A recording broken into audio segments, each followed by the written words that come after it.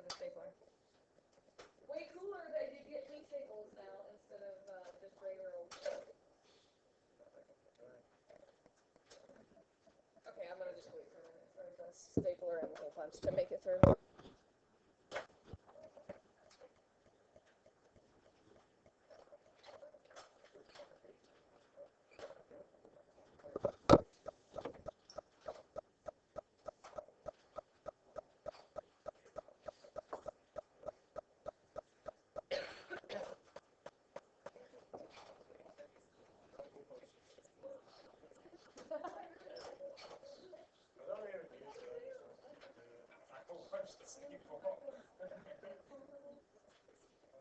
Give me the hole punch, Dylan. You know staples cost money. Do you care?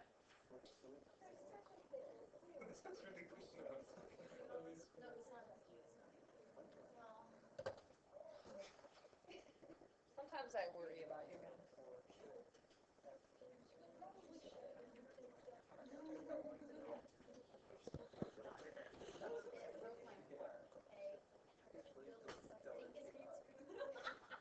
Okay, a word that maybe you haven't heard of before. I know in pre-cal I teach this, but who knows what you remember pre-cal. I did. One-to-one. All right, there's these things we talk about functions. We talk about a one-to-one function and an on-to function. A one-to-one function is a function where, what does this say? If any two inputs in the domain correspond to two different outputs in the range, basically that means to be a function, who remembers what it means to be a function? All the x's have to be different, right? No x's repeat. The y's can repeat to be a function. To be a one-to-one function, no x's can repeat and no y's can repeat, which means every x value has a different y value that it corresponds to. So, in other words, all values in the domain are different from each other, and all values in the range are different from each other.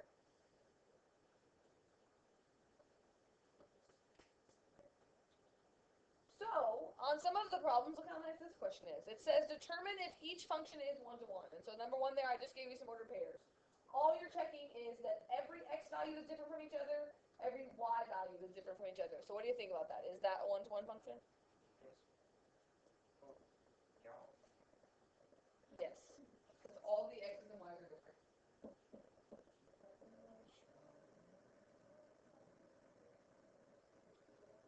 And then look at this lovely chart about age and cholesterol.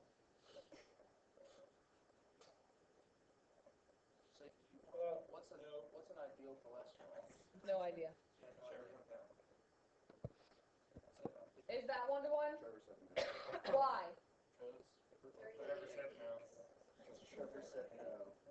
We would say this would be a function, right? All the x's, the ages are all different. But it's not a one-to-one function because both 55 and 61 maps to 38. So this one is not one-to-one. All right, so that's a nice map. So why do we talk about one-to-one functions when we're talking about inverses? So first of all, what do we know about the vertical line test? I don't even have a little magic button to make something appear. It's about vertical lines. I got that. All right. What's it tell me? It tells me if x's repeat or if no x's repeat, and it means what, Brandon? If it's a function or not, right? If it passes the vertical line test, then it's a function, right? So what does the vertical line tell us about an equation? If it's a function. We can also talk about something called the horizontal line test. The horizontal line test is just like the vertical line test, except for guess what's different? You draw horizontal lines, and it tells us whether or not a function has an inverse, all right? So if every horizontal line intersects the graph of a function in at most one point, then it is a one-to-one function. Moreover, how often do you get to say that word? Only in math class, I feel. Like, when else do you say moreover? Moreover, if a function passes the horizontal line test, then the function has an inverse that is also a function. So I'm saying if we're calling it a function already, we already know it passes the vertical line test. I could give you weird things and ask you, is it a function? Does its inverse, is its inverse also a function? Then you would use the horizontal line test. Part of your homework today is just giving you pictures and asking you, does this function have an inverse? Basically asking you, does it pass the horizontal line test? But instead of me giving you questions that easy, I thought we could graph our own graphs that we should know what they look like, that you did on your project. F of x equals x cubed is a function. It's a cubic function. What does x cubed look like?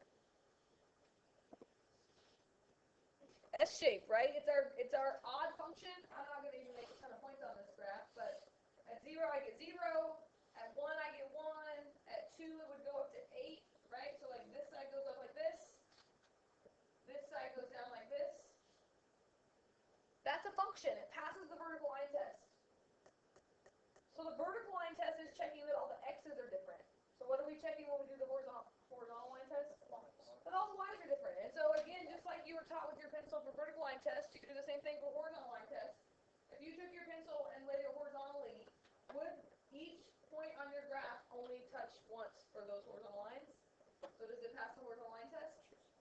Yes, which means this is a 1-to-1 function. It means that this function has an inverse that is a function.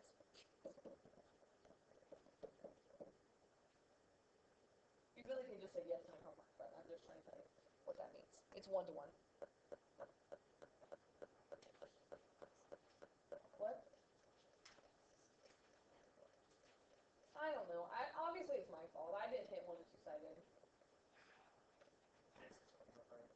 I've had a hard week. He's looking at the back of the book, so that's never a good sign.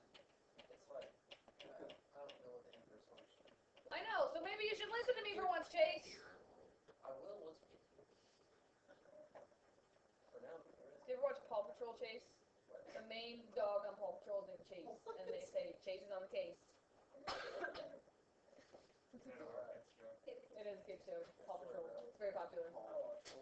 Paw Patrol. Like it's dogs, paws, P-A-W, and there's the Chase is on the case, and then there's one that drives a bulldozer, and then there's one that's like a medical guy, and he gives you answers. They're all dogs. Yeah. They're all dogs. Paw Patrol. Paw Patrol, there's a song. We'll look it up. The song even says Chase is on the case, I do believe. No OPP. I'd like to not get fired. I'm going to just draw that. I'm trusting you know that that's kind of what it looks like. Definitely it's a function, right? We know x squared, it passes a vertical line test, even if you make your lines kind of look like that it doesn't. Does that function pass the horizontal line test? Definitely not, right? Right here and right here, which means that the y values repeat themselves, which means this is not 1-to-1. So what does that mean for us for inverse functions? It means if we find the inverse of this, it's not a function. So what you're going to see is the book wants you to restrict the domain to make it a function, all right? So we're going to just say its inverse is not a function, right? Because that's what we care about. We want it to be a function. So far, so good?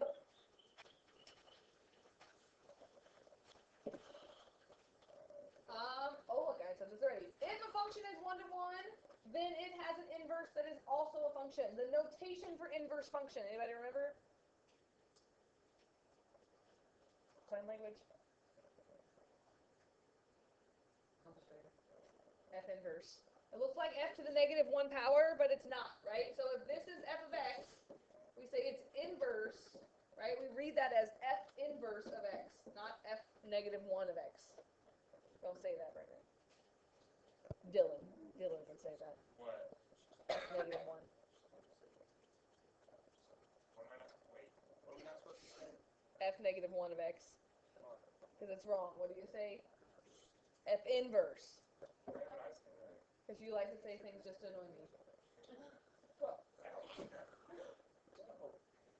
just said it led really down. we don't even listen to people. Did you get any slower with this? Like, is it I could. We just go and I want you to sing My Country Tis of Thee one day. Like just on Veterans Day.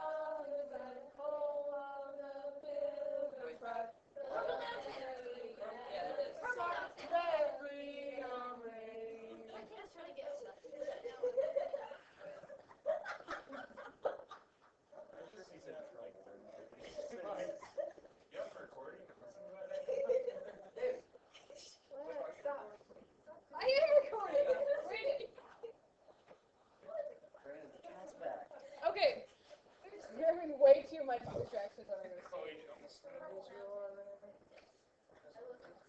Purple Mountains? It doesn't even say that in there, does it? I swear, look at the name of it. I don't know where. Look it up. I'll look it up later, but I believe you. When I was in elementary school, when we said the pledge, we always sang My Country 'Tis of Thee after it. Like, I just feel like it's required, and no one does it here, and it makes me sad. So, just do it, and then just start a new tradition. We'll just do it every day, and then we'll get everyone to Veterans Day is really soon. Do it on Veterans Day. I don't know, Mr. Schiff would probably do that. He just pressing the button Hey, on the we get in phone. trouble. I'll email him and ask him if it's okay, but I'm only going to email him if you're going to do it. If you email him, I'll do it. Okay, got it.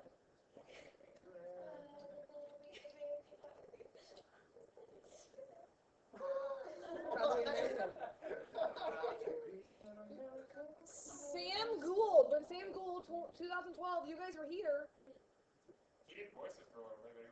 No, we sang on Veterans Day. We sang the chorus of "I'm Proud to Be an American" on the announcements together. No, he did not. Yes, we did. No, he did not. Your calculus. My calculus class and I went down there. He did the announcements, and then we sang "I'm Proud to Be American" with the music in the background, like on my phone. I held my phone up, and then Your we calculus class can come down there. So Welcome. no, I just want you to do it. Why? We'll sing in the class number. I promise. Okay. Who remembers what it means? What you do for domain arrays? You switch the. Switch what? The X and Y, the domain and range. That's the definition of a inverse. So two big things to know: the notation for inverse, and that to find a function inverse, you switch the domain and range. So there's another way of saying switching the X and the Y. So super easy. You're not going to have a question like number 5. That's too easy, right? If I gave you just a set of ordered pairs and I asked you to find the inverse, all you do is switch them. So the inverse of this would be 1, 2, 4, -3, 0, 5. That's what we do. Well, that's baby one. What if another teacher is using your notes as like videos for kids watching class? No one does And then that. all of a sudden we just start doing my That would be really funny. Oh, it's cat. Megan watches it. Megan's just gonna stop watching at this point. She's just gonna like. The great thing about watching it is when I get off topic, you just can skip ahead. I'll be like, when does she start talking about math? I kind of like listening to what he has to say.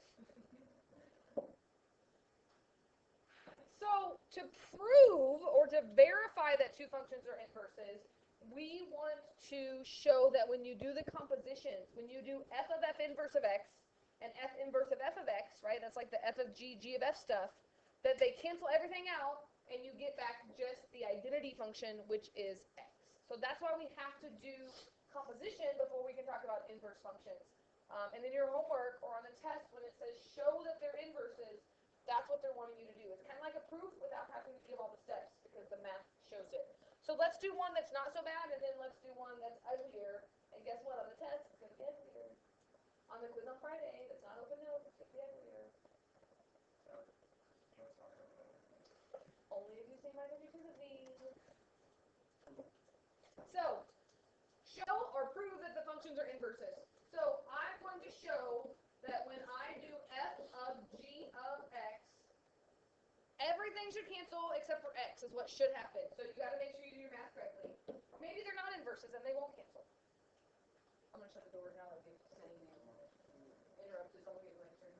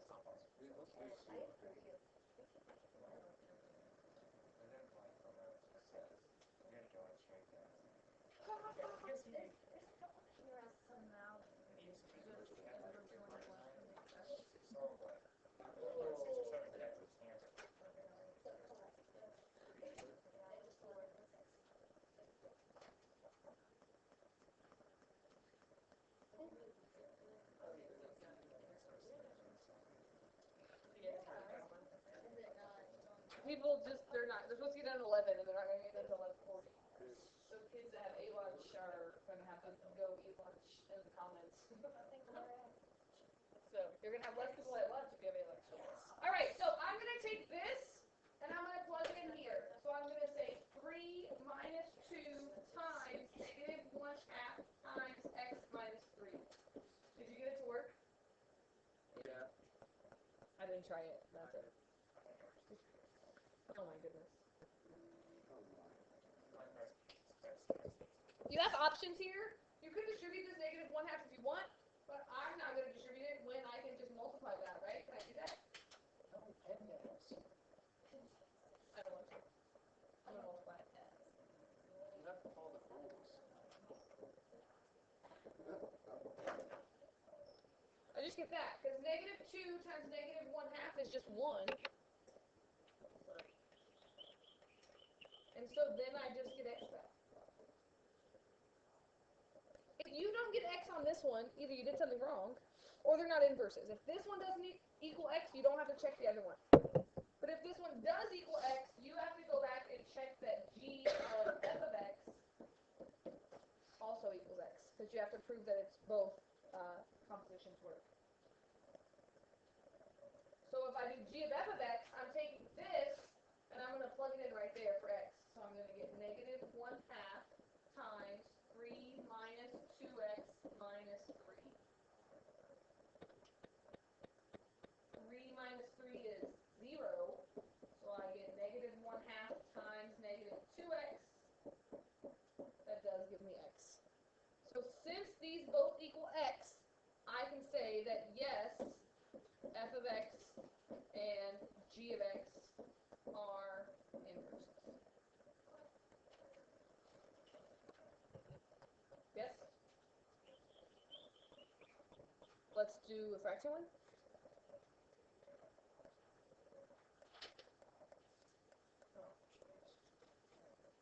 Guess what one's going to be on your quiz and your test? Fraction.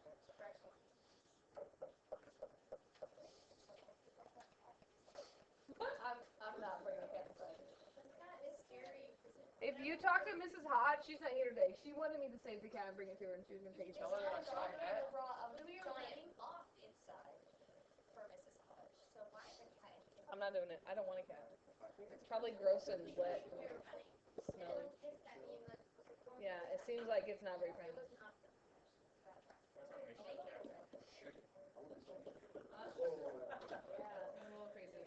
Okay, so same idea, just a lot more simplifying to happen.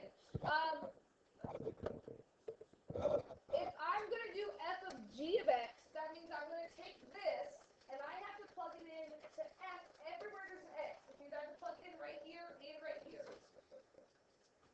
That sounds just exactly what you want to do, right? So I'm going to get 2 times 4x minus 3 over 1 minus 2x plus 3 all over 4x minus 3 over 1 minus 2x plus 4.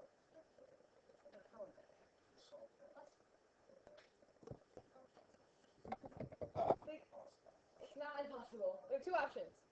One option is to get a common denominator on the top and the bottom, and then invert and multiply. The other option is we could multiply the top and the bottom by the denominator and try to cancel our fractions that way, but you just got to be really careful with your math. What do you think? Like what we did in calculus, you know what I'm talking about? Like what if I did this? Can I multiply the top and the bottom of this by 1 minus 2x? Am I allowed to do that? Because that's really just 1. Why would I want to do that? Because if I multiply this times this, do you agree that that fraction would cancel out? And if I multiply this times this, but you got to be careful about your math. Don't forget that 3 is still times this also, right? It's like you're going to distribute this. So let me write what I have left, and you tell me if it makes sense. So if I take this times this first part would cancel out with this, and I would just be left with 2 times 4x minus 3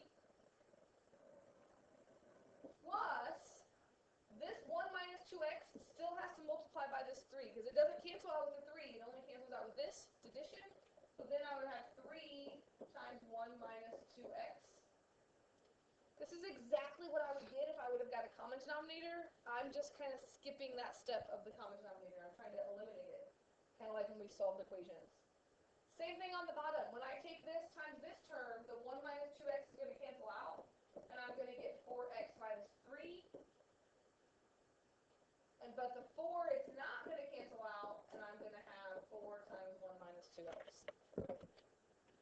What should happen is if these are inverses, we should get x back. If we don't get x back, we want to check our math. And as long as we're confident that we did our math right, then that means they're not inverses, all right? So sometimes people think they're always going to be inverses, but sometimes they're not. So don't think you're wrong if it's not. So now I'm just going to distribute. So I'm going to get 8x minus 6 plus 3 minus 6x over 4x minus 3 plus 4 minus 8x. It's not looking so good for the inverse rule, is it? I'll keep going just to show you. I think on top here I get 2x minus 3. On bottom I get negative 4x plus 1. Is that true? Did you get that? Yes. So since this does not equal x, good news for us, we don't have to check the other way. We can say that these are not inverses. But if this did equal x, what else would you have to do? You'd have to do g of f of x and do it again. Yay, algebra. We're going to spend some more time tomorrow on this, looking at the graphs, and also talking about how do you write an inverse. If I give you a function, how do you find its inverse? That's the last thing that we have to do before we have